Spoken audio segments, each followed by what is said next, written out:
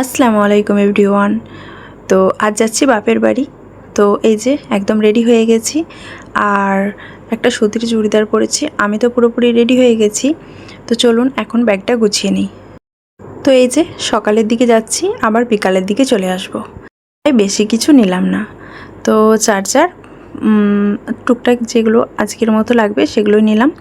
এই যে ছেলেকে আমি রেডি করে দিয়েছি, লাস্ট টাচ আপটা ওর আব্বুই করে দিল, ঘড়িটা পরিয়ে দিল ছেলেকে। আর যাই 15 দিন ছাড়া ছাড়াই এখন, কারণ মায়েদের ওখানে একটা ডাক্তার দেখাই হোমিওপ্যাথি, তো সেই কারণে। তো এই যে আমরা পৌঁছে গেলাম, তো এসে ফ্রেশ হয়ে নিলাম। তো ফ্রেশ হয়ে এখন বসলাম।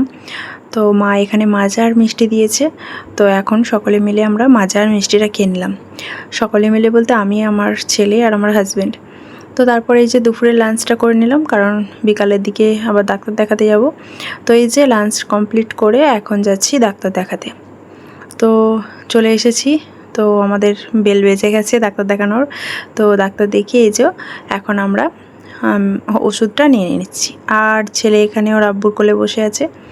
তো এই যে ডাক্তার দেখানো শেষ, ওষুধ নিয়েও শেষ, এরপর চললাম বাড়ি। তো এই যে এইমাত্র এসে পৌঁছালাম। তো ফুচকালা এসে দেখলাম বাড়ি এসেই। তো চলুন এরপর ফুচকা খাবো। আল্লাহর রহমতে আজকে দিনটা দেখছি ভালোই কাটছে। বাড়ি আসার সঙ্গে সঙ্গেই দেখলাম ফুচকালা এসেছে। তো এখন ফুচকা খেয়ে নিলাম, আর ছেলের জন্য ফুচকা নিলাম।